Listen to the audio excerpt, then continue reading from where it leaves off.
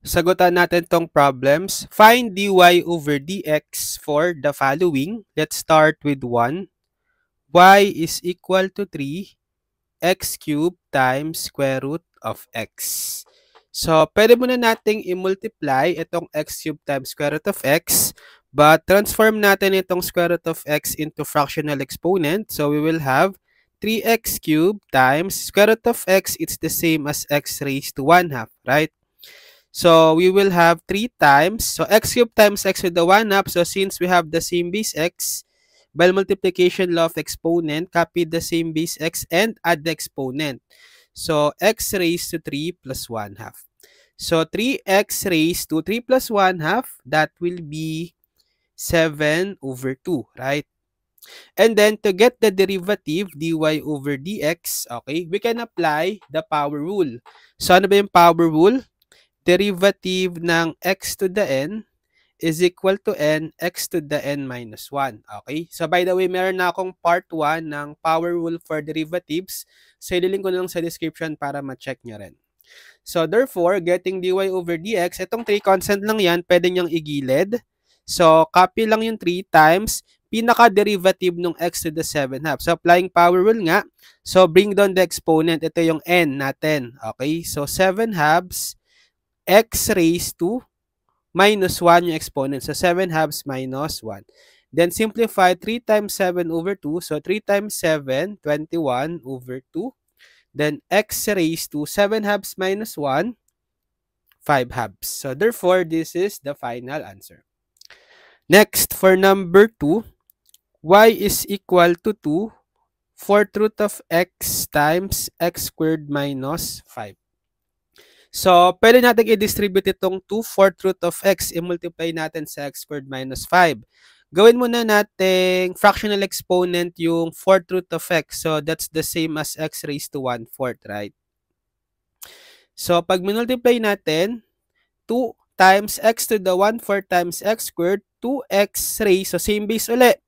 So, add the exponent, 1/4 plus 2, right?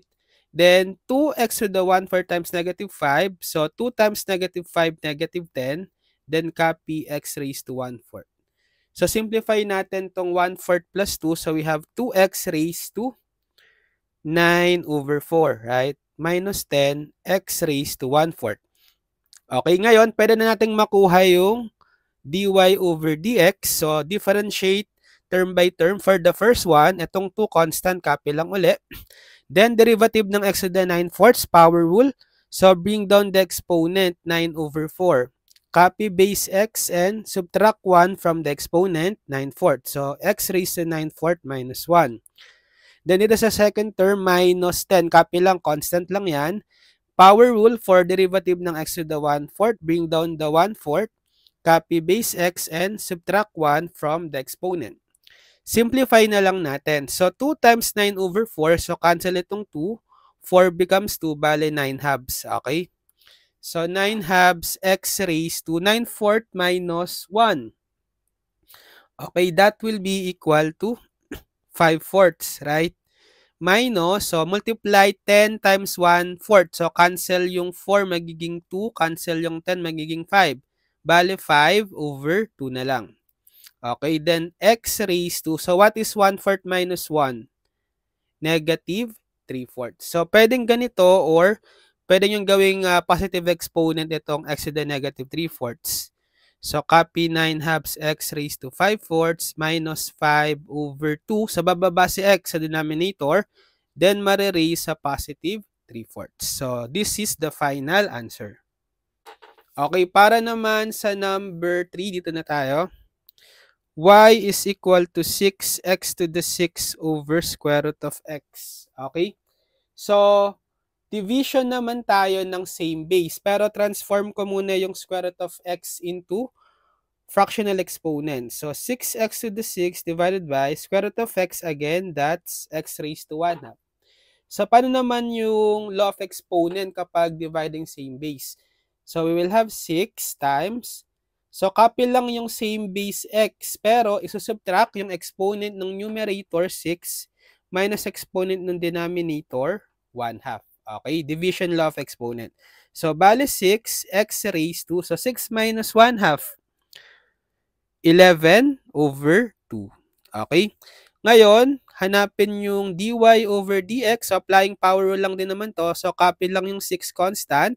Derivative ng x to the 11 over 2. So, bring down the exponent, 11 over 2. Copy base x and subtract 1 from the exponent. So, 6 times 11 over 2. So, makakancel nyo itong 2, 6, makakancel, magiging 3. So, 3 times 11, 33. X raised to 11 over 2 minus 1, 9 halves. So, this is the final answer. Okay, last for number 4. Y is negative 7x to the 5th plus 8 over the cube root of x. So, pwede nyong i-distribute itong cube root of x, meaning divide nyo yung each term yung numerator by the cube root of x. Pero, gawin muna nating fractional exponent. Yung cube root of x, so that's x raised to 1/3, right? So, distribute yung x raised to 1/3. So, negative 7x to the 5th over x to the 1/3 plus 8 over x to the 1/3. So, for the first term, we have negative 7. Okay, x to the 5th divided by x to the 1/3. Division of same base again. So, copy the base x and subtract the exponent. 5 minus 1/3 plus 8. Itong over x raised to 1/3, para ma-apply natin yung power rule mamaya, iangat na lang natin. Gawin nating negative exponent. So, it's equal to x to the negative 1/3. So, simplify muna natin to. So, negative 7x raised to, so what is 5 minus 1/3? That's 14 over 3, right? Plus 8x to the negative 1/3. Ngayon, pwede na nating hanapin yung dy over dx. So, for the first term, negative 7 times derivative ng x to the 14 over 3.